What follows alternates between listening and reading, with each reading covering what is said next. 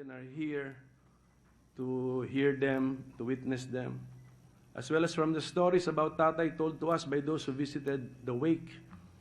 So we, his children and grandchildren, are very happy to know that our father and grandfather has touched and affected so many lives.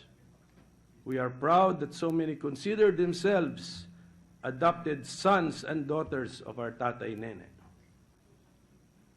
Yung age gap from Joey Lina to Pia Cayetano. Saying goodbye permanently to someone as special as Tatay, someone you admire and love,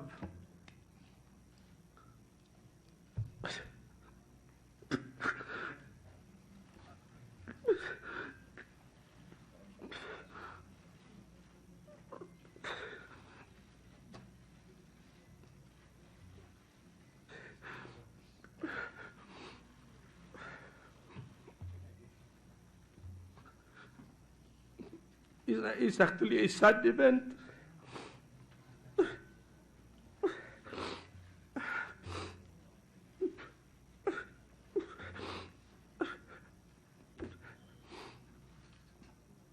We do not want this to happen, but it will happen, and it has happened.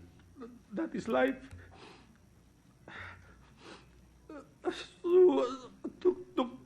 To cope and to console ourselves,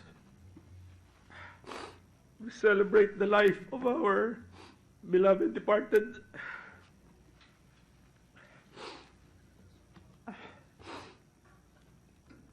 As the priest said during one of the homilies,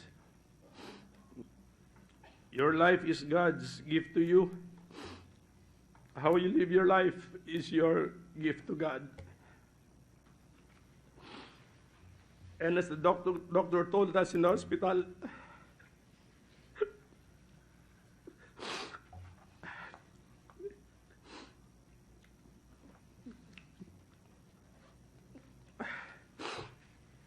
you have no say on your birth and on how you are to go, implying that all we have control of is how we live our life.